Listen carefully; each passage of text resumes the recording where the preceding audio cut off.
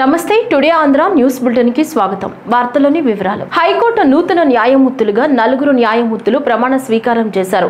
Justice Nunepalli Harinath, justice Mandava Kiranmayi, justice Jagadam Sumathi, justice Nyapathi విజయలు ప్రమాణ స్వీకారం చేశారు. అమరావతి నేలపాడులోని హైకోర్టు హాలులో వీరందరితో హైకోర్టు ప్రధాన న్యాయమూర్తి జస్టిస్ ధీరసింగ్ ఠాకూర్ ప్రమాణం చేయించారు. ఈ సందర్భంగా ఆయన 4 న్యాయమూర్తులకు అభినందనలు తెలిపారు. Having been appointed a judge of the High Court of Andhra Pradesh, do swear in the name of God, that I will bear true faith and allegiance to the Constitution of India as by law established, that I will bear true faith and allegiance to the Constitution of India as by law established, that I will uphold the sovereignty and integrity of India, that I will uphold the sovereignty and integrity of India, that I will duly and faithfully and to the best of my ability, knowledge and judgment, that I will duly, faithfully and to the best of my ability, knowledge and judgment, perform the duties of my office without fear or favor, affection or ill will, perform the duties of my office without fear or favor, affection or ill will, and that I will uphold the Constitution and the laws. and that I will uphold the Constitution and the laws.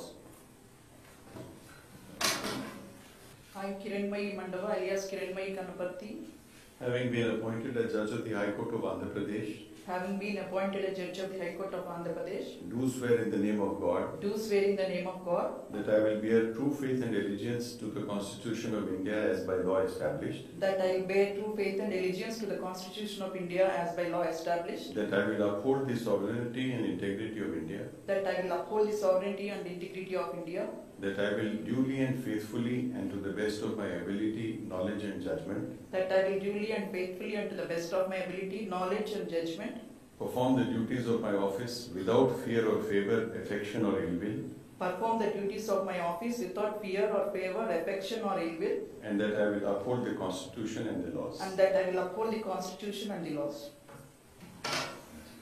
I, Sumati Jagadam, Having been appointed a judge of the High Court of Andhra Pradesh, having been appointed as a judge of the High Court of Andhra Pradesh, do solemnly affirm do solemnly affirm that I will bear true faith and allegiance to the Constitution of India as by law established, that I will bear true faith and allegiance to the Constitution of India as by law established, that I will uphold the sovereignty and integrity of India, that I will uphold the sovereignty and integrity of India, that I will duly and faithfully and to the best of my ability, knowledge and judgment, that I will duly and faithfully to the best of my ability, knowledge and judgment, perform the duties of my office without fear or favor, affection or ill will, perform the duties of my office without fear or favor, affection or ill will, and that I will uphold the Constitution and the laws.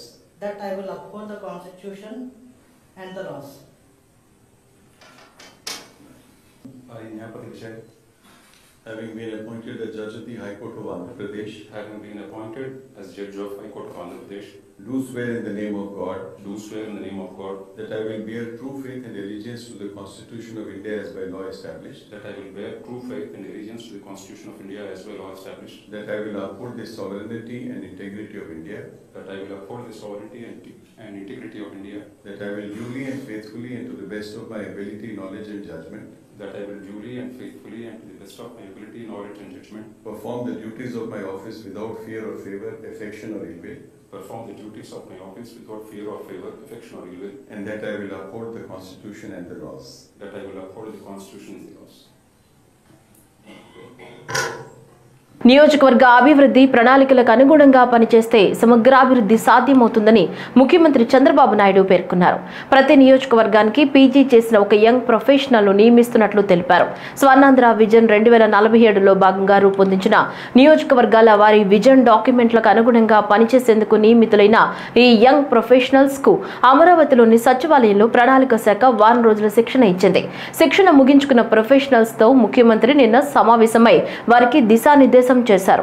ఈ సందర్భంగా ముఖ్యమంత్రి మాట్లాడుతూ professionals వారికి కేటాయించిన నియోజకవర్గాల అభివృద్ధికి అవసరమైన ప్రాధాన్యత అంశాలతో పాటు సమస్యలను గుర్తించాలని సూచించారు. స్థానిక అధికారులు, ప్రజాప్రతినిధులు సమిష్టిగా కృషి చేయాలన్నారు. ఆంధ్రప్రదేశ్ రాష్ట్రాన్ని వచ్చే ఏడాది జూన్ 5 నాటికి ప్లాస్టిక్ రహిత రాష్ట్రంగా తీర్చిదిద్దాలనే లక్ష్యంతో రాష్ట్ర ప్రభుత్వం ఉందని ప్రభుత్వ ప్రధాన కార్యదర్శి కె విజయానంద్ పేర్కొన్నారు. ఇందులో భాగంగా ఈ నెల 15వ తేదీ నుంచి ఏపీ సచివాలయంలో say no single use plastic నినాదంతో సింగిల్ యూజ్ ప్లాస్టిక్ నిషేధానికి చర్యలు ప్రారంభించనున్నట్లు తెలిపారు. నిన్న అమరావతిలోని సచివాలయంలో సీఎస్ వివిధ శాఖల కార్యదర్శులతో సింగిల్ యూజ్ ప్లాస్టిక్ పై సమీక్ష నిర్వహించారు. ప్లాస్టిక్ వినియోగం వల్ల పర్యావరణానికి మరీ ముఖ్యంగా మానవాళికి తీరని నష్టం కలుగుతోందని, ప్లాస్టిక్ నివారణపై ప్రజలకు అవగాహన కల్పించేందుకు ప్రభుత్వం ఇప్పటికే పలు చర్యలు చేపట్టడం జరిగిందన్నారు. అమరావతిలోని సచివాలయం నుంచే ముందుగా సింగిల్ యూజ్ ప్లాస్టిక్ నిషేధ కార్యక్రమాలకు శ్రీకారం చుట్టామన్నారు. గుంటూరు జిల్లా మంగళగిరిలో గత రాత్రి కురిసిన భారీ వర్షానికి లోతట్టు ప్రాంతాలన్నీ జలమయమయ్యాయి. ప్రధాన కూడళ్లలో వర్షం నీరు ప్రవహిస్తోంది. రోడ్లపైకి వర్షపు నీరు రావడంతో ప్రజలు తీవ్ర ఇబ్బందులు పడుతున్నారు. ముఖ్యంగా ఎన్ఆర్ఐ హాస్పిటల్ వద్ద వర్షపు నీరు నిల్వ ఉండడంతో ఆ ప్రాంతమంతా జలమయమైంది. మంగళగిరి కాజా టోల్ ప్లాజా గుంటూరు విజయవాడ మధ్య నిలిచిపోవడంతో వాహనాల రాకపోకలు ఒకవైపే వెళుతున్నాయి, రెండో వైపు పూర్తిగా బ్లాక్ చేశారు. రాజధాని అమరావతిలో బసవతారకం క్యాన్సర్ హాస్పిటల్ కు ఈ రోజు శంకుస్థాపన కార్యక్రమం జరిగింది. ఆసుపత్రి చైర్మన్ ఎమ్మెల్యే నందమూరి బాలకృష్ణతో పాటు పలువురు ప్రజా ప్రతినిధులు పాల్గొని ప్రత్యేక పూజలు నిర్వహించారు. రాజధాని అమరావతిలోని నేలపాడు నుంచి అనంతవరం వరకు గల E7 రహదారి ఆనుకుని నూతనంగా బసవతారకం ఆసుపత్రి నిర్మాణం జరగనుంది. మొత్తం 21 ఎకరాల్లో 3 దశల్లో ఆసుపత్రి నిర్మాణం చేపడుతున్నారు. తొలి దశలో 750 కోట్ల రూపాయలతో 500 పడకల సామర్థ్యంతో అత్యాధునిక వైద్య పరికరాల ఏర్పాటుతో ఈ హాస్పిటల్ నిర్మాణం జరగనుంది. ఈ భూమి పూజలో పాల్గొన్న అసెంబ్లీ స్పీకర్ అయ్యన్న పాత్రుడు, నారా బ్రాహ్మణి, కేంద్ర సహాయ మంత్రి పెమ్మసాని చంద్రశేఖర్, మంత్రులు నారాయణ, సతీకుమార్ యాదవ్ తదితరులు పాల్గొన్నారు.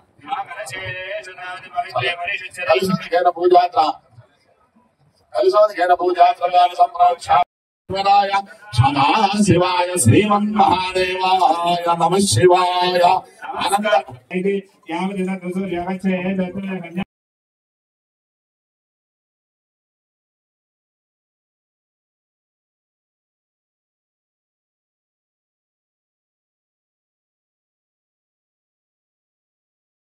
తిరుపతి కపిలతీర్థం, మాల్వాడి గుండం జలపాతాలు సందర్శకులు, భక్తులను ఎంతగానో ఆకట్టుకుంటున్నాయి. గత 2 రోజులుగా కురుస్తున్న భారీ వర్షానికి శేషాచలం కొండల నుంచి వర్షపు నీరు మాల్వాడి గుండం జలపాతాల్లోకి జాలువారుతోంది. కొండల మధ్యన కపిలతీర్థం ఆలయంలోని సుందర దృశ్యాలను స్థానికులు, భక్తులు ఆస్వాదిస్తున్నారు. దీంతో కపిలతీర్థంలో ఆహ్లాదకరమైన వాతావరణం నెలకొంది. అయితే వరద నీటి ప్రవాహం ఎక్కువగా ఉండడంతో అప్రమత్తమైన టీటీడీ అధికారులు భక్తులను జలపాతాల వద్దకు అనుమతించడం లేదు. ప్రధానమంత్రి నరేంద్ర మోదీ పాలనలో దేశం సంక్షేమం, అభివృద్ధిలో గణనీయమైన మార్పులు చూస్తోందని బీజేపీ రాష్ట్ర అధ్యక్షులు మాధవ్ పేర్కొన్నారు. తిరుపతి ఆ పార్టీ విస్తృత స్థాయి కార్యకర్తల సమావేశంలో ఆయన మాట్లాడుతూ ఆంధ్రప్రదేశ్ అభివృద్ధికి బీజేపీ కట్టుబడి ఉందన్నారు. ఇవాళ నాకు చాలా ఆనందంగా ఉంది. ఎందుకంటే ఈ యొక్క సారథ్యం అనే పేరు పెట్టి మొదటిగా మన కలియుగ వెంకటేశ్వర స్వామి యొక్క తొలి గడప, ఆ గడప దాటితేనే మన ప్రయాణం కొనసాగాలి. దక్షిణాన రామేశ్వరం నుంచి ఉత్తరాది వెళ్ళాలంటే ఈ గడప నుంచి వెళ్ళాలి. ఉత్తరాది కాశీ నుంచి రామేశ్వరం రావాలంటే ఈ గడప నుంచి రావాలి. అలాగే మనమందరం కూడా కలియుగ దైవం శ్రీ వెంకటేశ్వర స్వామిని దర్శించుకోవాలన్నా పూర్వం కడప నుంచే వచ్చి దర్శించుకునేవాళ్ళు. ఆ విధంగా కడప నుంచి ప్రారంభమైన ఈ యొక్క సారథ్య పర్యటన ఇవాళ ఆ తిరుమల వెంకటేశ్వర స్వామి యొక్క సన్నిధానానికి రావటం ఏదైతుందో నిజంగానే నేను చాలా అదృష్టంగా భావిస్తున్నాను. తప్పనిసరిగా ఆ స్వామి వారి ఆశీస్సులతో ఈ రాష్ట్రంలో ఉండే కార్యకర్తల యొక్క కృషి, పట్టుదల, ఏదైతే అనేక సంవత్సరాల నుంచి చేస్తున్న తపస్సు, అనేక సంవత్సరాల నుంచి చేస్తున్న అనేక రకాల త్యాగాల కారణంగానే భారతీయ జనతా పార్టీ ఇవాళ 20 రాష్ట్రాల్లో అధికారంలో ఉంది.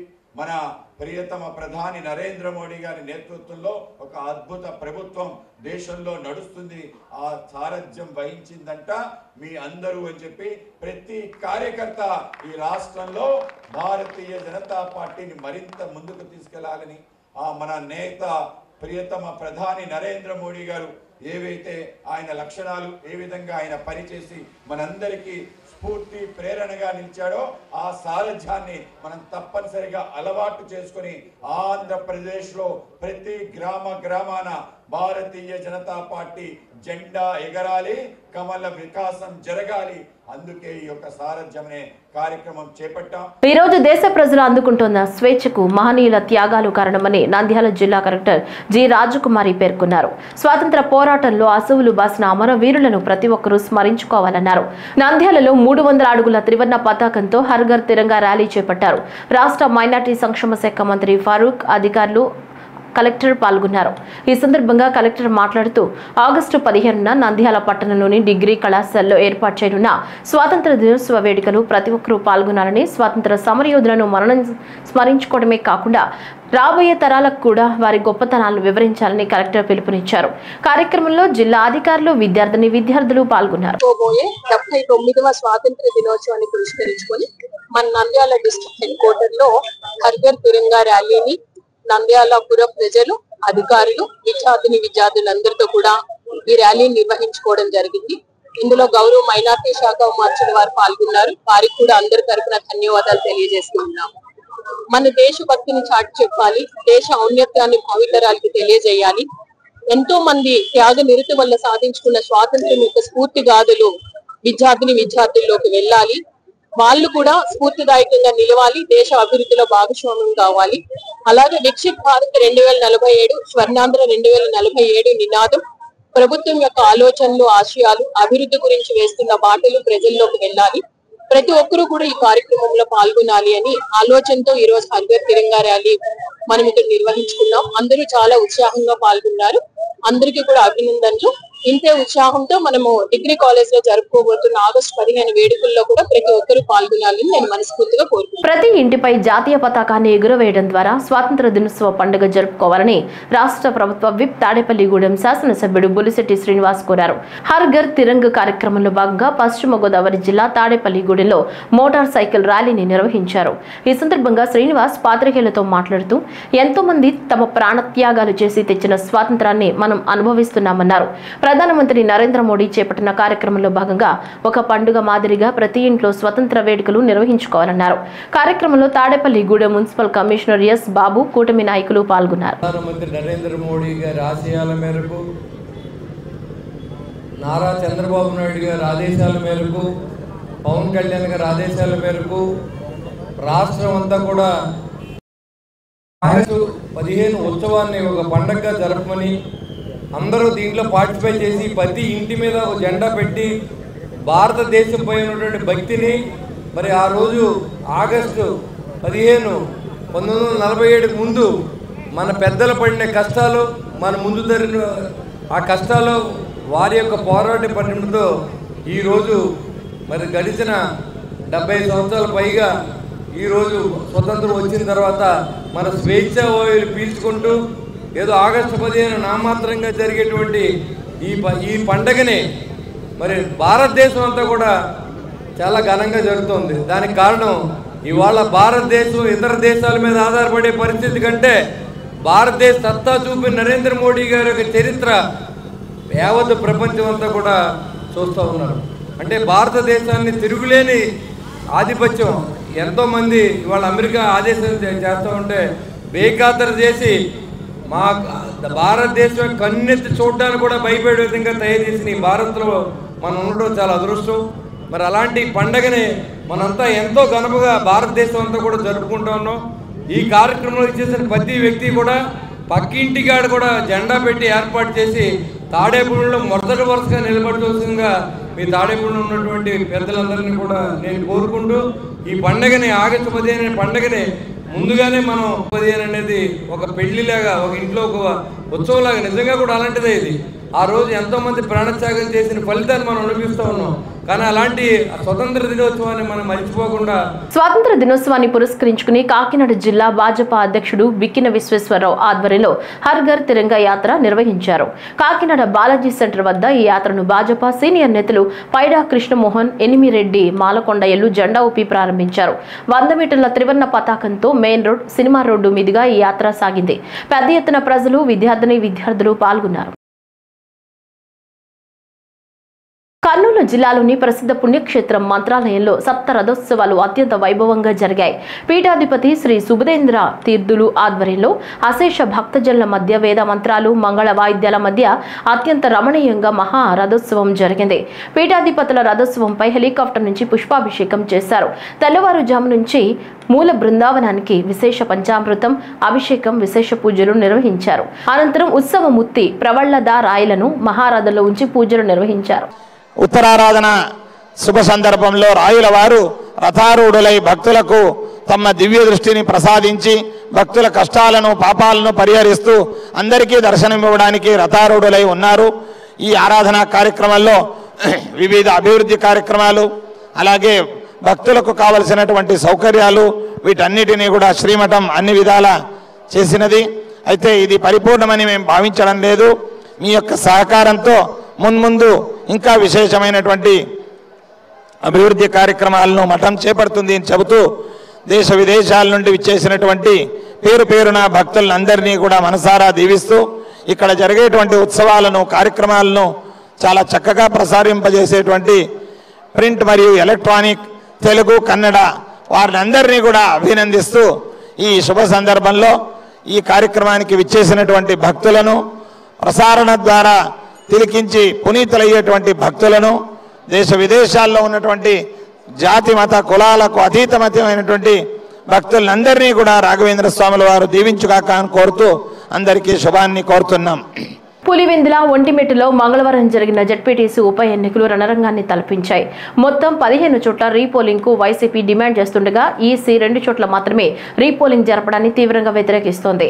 ఈ నేపథ్యంలో ఇవాళ వైసీపీ అధినేత మాజీ సీఎం వైఎస్ జగన్ మీడియాతో మాట్లాడుతూ కూటమి ప్రభుత్వంపై సంచలన ఆరోపణలు చేశారు. రాష్ట్రంలో అసలు ప్రజాస్వామ్యమే కనిపించడం లేదని కామెంట్ చేశారు. పులివెందుల ఒంటిమిట్ట ఎన్నికలే అందుకు ప్రత్యక్ష ఉదాహరణ అని అన్నారు.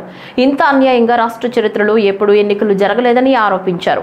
15 పోలింగ్ బూత్లలో వైసీపీ ఏజెంట్లు లేకుండా పోలింగ్ నిర్వహించడం దుర్మార్గమన్నారు.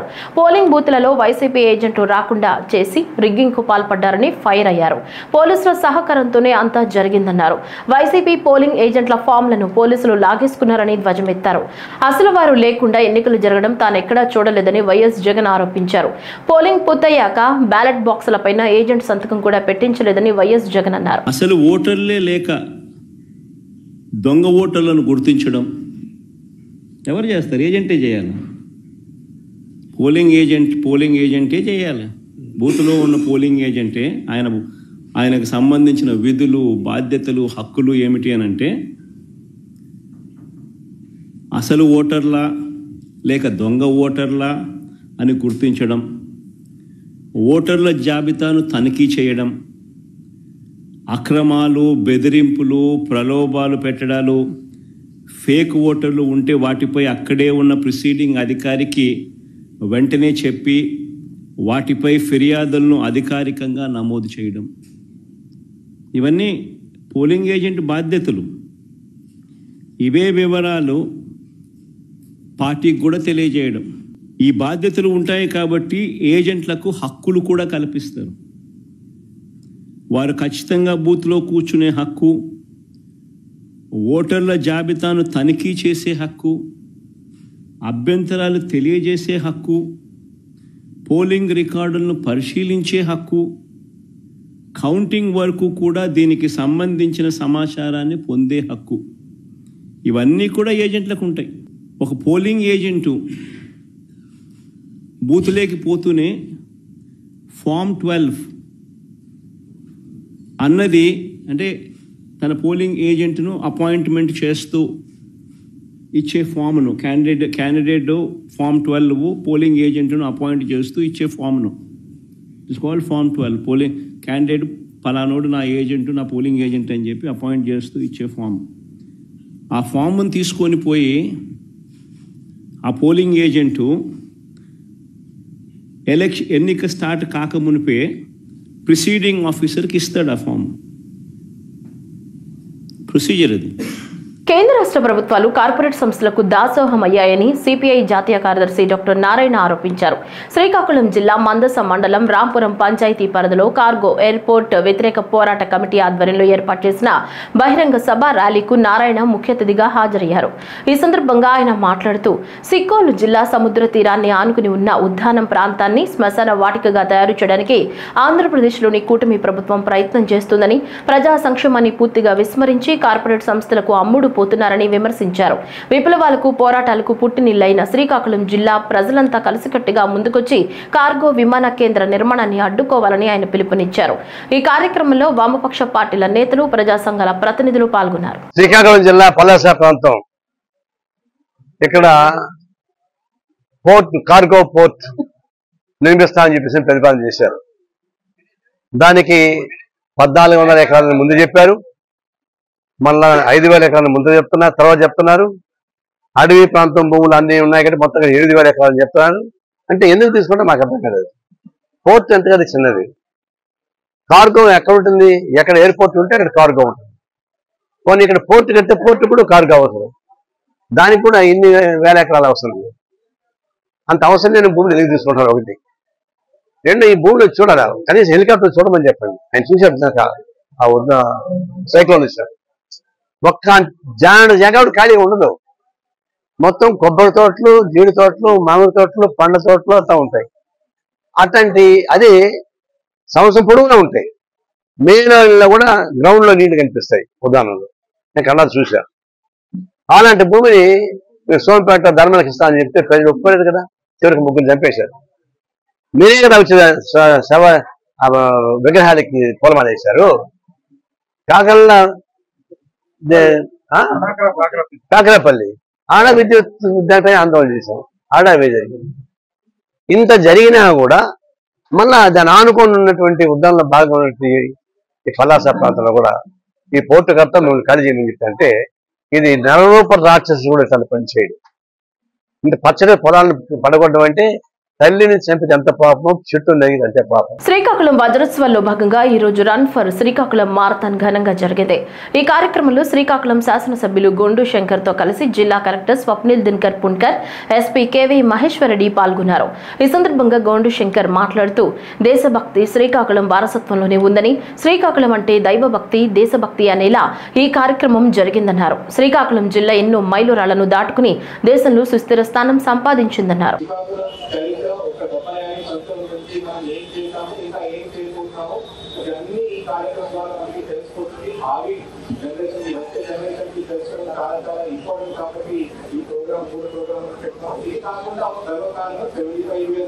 అయితే అంటే చాలా చాలా గౌరవంగా మనం అందరికీ చెప్పాలి. మన జిల్లా, మన చిత్తూరు జిల్లా, శ్రీకాకుళం జిల్లా కూడా ఇంకా అభివృద్ధి, అదే డెవలప్మెంట్ ఇంకా ముందుగా మనం తీసుకుంటాం. కాబట్టి ఈ ప్రోగ్రామ్ పెట్టినందుకు అందరికీ థ్యాంక్స్ చెప్తాం. 75 ఐకానిక్ ప్లేసెస్ ఇంకా ఇది కాకుండా మనం పెట్టడం జరిగింది. ప్రతి ఒక్క మండలికి, ప్రతి ఒక్క అంటే కాలనీకి ఈ ప్రోగ్రామ్ మనం పెట్టాలి. శ్రీకాకుళం సిటీ కాకుండా, టౌన్ కాకుండా శ్రీకాకుళం జిల్లా మొత్తం పార్టిసిపేట్ చేయాలి. అక్కడ కూడా మీరు బంధువులు ఉంటే అక్కడ 75 ఇయర్స్ ఒక ప్లే పెడతాము, అక్కడ ప్రాక్టీస్ చేస్తాము. మొత్తం శ్రీకాకుళం జిల్లా ఒక ఫెస్టివల్ లో నెక్స్ట్ 3 days లో మనకి సెలబ్రేట్ చేస్తూ ఎగువ ప్రాంతాల నుంచి వస్తున్న వరద నీటిని శ్రీశైలం జలాశయం నుంచి దిగువకు విడుదల చేస్తున్నారు. ఈ ఉదయం ప్రాజెక్టు 6 గేట్లు 10 అడుగుల మేర ఎత్తి వేసి 162,942 క్యూసెక్ల వరద నీటిని దిగువకు వదులుతున్నారు.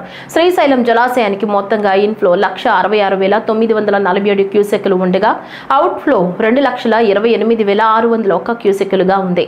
జలాశయం పూర్తి స్థాయి నీటి మట్టం 885 అడుగులు కాగా ప్రస్తుతం 883.80 అడుగులుగా ఉంది. శ్రీశైలం కుడి ఎడమగట్టు జల విద్యుత్ కేంద్రాలలో విద్యుదుత్పత్తి పూర్తి స్థాయిలో కొనసాగుతుంది. ఎగువ ప్రాంతాల్లో కురుస్తున్న భారీ వర్షాలతో విజయవాడ ప్రకాశం బ్యారేజ్కు వరద నీరు వచ్చి చేరుతోంది. దీంతో ఈ ఉదయం బ్యారేజీ 70 గేట్లను ఎత్తి నీటిని దిగువకు విడుదల చేస్తున్నారు. బ్యారేజీకు 3,04,500 క్యూసెక్ల వరద నీరు చేరుతుండగా అంతే మొత్తంలో నీటిని దిగువకు విడుదల చేస్తున్నారు. కాగా లోతట్టు ప్రాంతాల ప్రజలు అప్రమత్తంగా ఉండాలని, మత్స్యకారులు వేటకు వెళ్లరాదని అధికారులు హెచ్చరికలు జారీ చేశారు. కలెక్టరేట్లో కంట్రోల్ రూమ్ ను ఏర్పాటు చేశారు. పల్నాడు జిల్లా చిలుకలూరిపేట ఐసిఐసిఐ బ్యాంకులో మరో గోల్డ్ స్కామ్ జరిగింది. 2021లో బంగారం తాకట్టు పెట్టి 1.90 లక్షలు తన భార్య పేరుతో లోన్ తీసుకున్న చిలుకలూరిపేటకు చెందిన సుభాని నగదు చెల్లించి తనఖా పెట్టిన గోల్డ్ తీసుకుందామని బ్యాంకుకి వెళితే మీ గోల్డ్ మా బ్యాంకులో లేదని చెప్పడంతో ఒక్కసారిగా భార్యాభర్తలు కంగుతున్నారు. దీంతో బ్యాంకు వద్ద భార్యాభర్తలు ఆందోళనకు దిగారు. తమ గోల్డ్ ఇవ్వకపోతే బ్యాంకు ముందే ఆత్మహత్య చేసుకుంటామని బాధితులు తెలిపారు. ఈ రోజు క్లోజ్ అయిందని చెప్పి డేట్ తో సహా రాసిచ్చారు. ఎట్లా క్లోజ్ అయిందండి? మేము తీయకుండా గోల్డ్ ఎట్లా మనకి రిలీజ్ చేస్తారు మీరంటే, లేదు మీరు తీశారంటే సరే మాకు ప్రూఫ్ చూపించండి అంటే లెడ్జర్ బుక్ తీసుకొచ్చారండి. పల్నాడు జిల్లా రాజుపాలెం మండలంలో మంగళవారం రాత్రి నుంచి బుధవారం ఉదయం వరకు భారీ వర్షం కురిసింది. దీంతో వాగులు వంకలు పొంగి పొల్లడంతో అనుపాలెం దగ్గర వాగు పొంగి ప్రవహిస్తుంది. దీంతో మాచర్ల గుంటూరు, హైదరాబాద్, గుంటూరు వెళ్లే రాకపోకలకు అంతరాయం ఏర్పడింది. దాదాపు 30 సంవత్సరాల తర్వాత పులివెందుల జడ్పీటీసీ స్థానానికి ఉప ఎన్నికలు మంగళవారం నిర్వహించారు. అయితే ఈ పోలింగ్ లో అనేక అవకతవకలు జరిగాయని, రిగ్గింగ్ చేశారని ఆరోపిస్తూ స్థానిక ఎంపీ అవినాష్ రెడ్డి ఎన్నికల అధికారికి ఫిర్యాదు చేశారు. దీంతో పోలింగ్ నిలిపివేసిన అధికారులు ఈ రోజు పులివెందుల జడ్పీటీసీ ఉప ఎన్నికల్లో రీపోలింగ్ ను ఏర్పాటు చేశారు. 2 బూతులలో జరుగుతున్న ఈ రీపోలింగ్ పై వైసీపీ కీలక నిర్ణయం తీసుకుంది. ఉప ఎన్నికల రీపోలింగ్ ను బహిష్కరించినట్లు ఎంపీ అవినాష్ రెడ్డి ప్రకటించారు. ఈ సందర్భంగా మాట్లాడుతూ కూటమి ప్రభుత్వం 15 పోలింగ్ బూత్లలో ప్రజాస్వామ్యాన్ని కూని చేసిందని, తమ ఏజెంట్పై దాడి చేసి రిగ్గింగ్ కు పాల్పడ్డారని ఆరోపించారు. అలాగే తాము తెలిపిన 15 పోలింగ్ బూత్లలో కేంద్ర బలగాలతో రీపోలింగ్ నిర్వహించాలని వైసీపీ ఎంపీ అవినాష్ రెడ్డి ఈ సందర్భంగా డిమాండ్ చేశారు. ఇదిలా ఉంటే నిన్న నిలిచిన కేంద్రాల్లో ఈ రోజు పటిష్ట బందోబస్తు నడుమ రీపోలింగ్ ప్రారంభమవగా ప్రశాంతంగా కొనసాగుతున్నట్లు తెలుస్తోంది. నిన్న మిడ్ నైట్ అంటే అర్లీ అవర్స్ లో ఉదయం 2 గంటల పైచిలుకు సమయంలో రీపోలింగ్ పేరుతో ఒక ప్రొసీడింగ్ ఇష్యూ అయింది. ఆ రీపోలింగ్ కేవలం 2 బూతుల్లో మాత్రమే, అచ్చివిల్లి అండ్ కొత్తపల్లి, ఈ 2 బూతుల్లో మాత్రమే రీపోలింగ్ అని చెప్పి మేము ఎన్నికల కమిషన్ను చాలా స్పష్టంగా అడిగాం. 15 బూతుల్లో రీపోలింగ్ జరపాల్సిందే,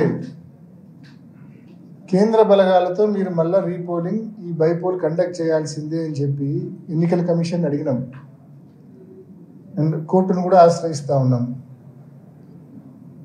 కేవలం కంటి తుడుపు చర్యగా దొంగోట్లు పడినాయి ఆ 2 చోట్ల అని చెప్పి రీపోల్ కండక్ట్ చేయడం అనేది ఎన్నికల కమిషన్ కోర్టుకు చెప్పడానికి ఒక కారణంగా చూపించడానికే పెట్టినట్టు మాకు అనిపిస్తూ ఉంది. దీంట్లో ఎటువంటి శాంటిటీ లేదు. ఎందుకంటే ఇట్ ఈస్ క్రిస్టల్ క్లియర్. 15కు 15 బూతుల్లో మొత్తం పడ్డవన్నీ కూడా దొంగ ఓట్లే. మా ఏజెంట్నే లోపలికి రానిలేదు. మందలు తెలుగుదేశం పార్టీ కార్యకర్తలు, అంత జిల్లా వ్యాప్తంగా ఉన్న కార్యకర్తలందరూ పులివెందుల మండలం మీద పన్నారు. చిన్న మండలం 15 బూతుల మీద పన్నారు. హైదరాబాద్ లో పసుమర్తి గోకవరంలో 2 ఇంటి పేర్లతో ప్రజల్ని మోసం చేస్తున్నాడని కంబాల మురళి అన్నారు. ఇంతవరకు లేనిది ఉన్నట్టుండి ఒక్కసారిగా గోకవరం మండల ప్రజల మీద ఎందుకింత ప్రేమ పెరిగిందని, 3 నియోజకవర్గాల్లో కోట్లాది రూపాయలు ప్రజలకు దేవాలయాలకు ఖర్చు పెడుతున్నావు, ఇంత డబ్బు నీకెక్కడిదని ప్రశ్నించారు. రామసేనుడు అని చెప్పుకుంటూ ప్రజల్ని మోసం చేస్తూ గోకవరంలో కంబాల వారి ఇంటి పేరుతో చలామణి అవుతున్నావని కంబాల మురళి అన్నారు. ఇకపై మా ఇంటి పేరు వాడుకుని కంబాల అని ఎక్కడైనా ఫ్లెక్సీలో వేయిస్తే ఫ్లెక్సీ తగలబెట్టేస్తామని పసుమర్తి శ్రీనివాసరావుకు వార్నింగ్ ఇచ్చారు. ఒక కంపెనీలో పనిచేసి వారిని బ్లాక్మెయిల్ చేస్తూ కోట్ల రూపాయలు గుంజుతున్నాడని కంబాల మురళి ఆరోపించారు.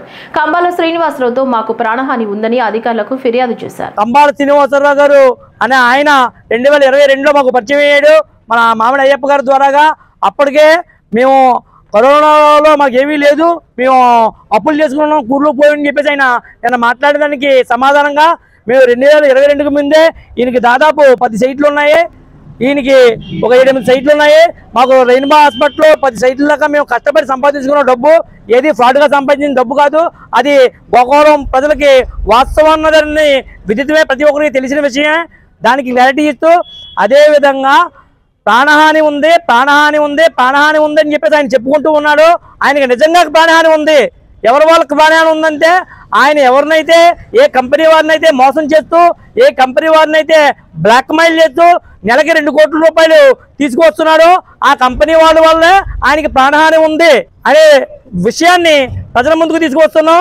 దాన్ని గ్రహించి ఇప్పుడు మాకు ప్రాణహాని ఉంది. ఎందుకు ఉందంటే ప్రాణహాని ఆయనతో 2022లో గోకవరం గ్రామ పంచాయతీలో సర్వే నెంబర్ 37లో 7 ఎకరాల 35 సెంట్లు భూమి మేము ముగ్గురు ఆయన కలిపి కొన్నాం భూమి. ఆయన అడ్వాన్స్ కూడా తలా 10 లక్షలు ఇచ్చాం, 50 లక్షలు అడ్వాన్స్ ఇచ్చాం. అందులో భూమి ఎకరం 35 సెంట్లు భూమి మాది, 6 ఎకరాల భూమి ఆయనది. 6 ఎకరాల భూమికి ఆయన డబ్బులు ఇచ్చాడు, ఎకరం 30 సెంట్లకి మేము డబ్బులు ఇచ్చాం. ఎక్కువ పర్సెంటేజ్ నాది కదా, నా పేరున పెట్టండి భూమి అని చెప్పేసి మా అందరితో ఒప్పించి ఆయన పేరున భూమి పెట్టించుకున్నాడు. ఆయన నమ్మి ఆయన మనకి ఎన్నో దైవకర్మలు చేస్తాడు, మనకు మోసం చేయడం చెప్పేసి నమ్మి ఆయన పేరున పెట్టాం. అదేవిధంగా 2023లో ఎకరం 40 సెంట్లు భూమి సర్వే నెంబర్ 38 గోకవరం గ్రామ పంచాయతీలో ఎకరం 40 సెంట్లు భూమి కొంటే రోడ్డు పాయింట్ చింతలవారి భూమి, చింతల వెంకటప్పారావు గారు, చింతల రవికాంత్ గారి భూమి. ఆ భూమిలో 30 సెంట్లు భూమి మాది. ఆ భూమి కూడా ఆయన నా పేరున పెట్టండి, మొత్తం అందరూ కలిసి పెట్టుకుంటే డిడిసి అప్రూవల్, ప్లాన్ అప్రూవల్ బేగా అవుతుంది. మీకు గజాలు వేసుకున్నాక మీకు గద్దతో మన ఇంజనీర్ ద్వారా మొత్తం పంచుకుని మీకు మీ పేరును రిజిస్ట్రేషన్ చెప్పని చెప్పేసి నమ్మబలిగితే ఆయన పేరును పెట్టి. మాచర్ల పరిసర ప్రాంతాల్లో 2 రోజులుగా కురుస్తున్న భారీ వర్షాల కారణంగా ప్రసిద్ధ పర్యాటక ప్రదేశమైన ఎత్తిపోతల జలపాతం జలకలను సంతరించుకుంది. నల్లమల అటవీ ప్రాంతం నుంచి వాగులు వంకల ద్వారా వస్తున్న నీరు సుమారు 70 అడుగుల ఎత్తు నుంచి నురుగులతో కిందకు దూకుతోంది. ఈ దృశ్యాన్ని చూడడానికి 2 తెలుగు రాష్ట్రాల నుంచి పర్యాటకులు పెద్ద సంఖ్యలో వస్తున్నారు. ఈ వార్తలు ఇంతటితో సమాప్తం. నమస్కారం.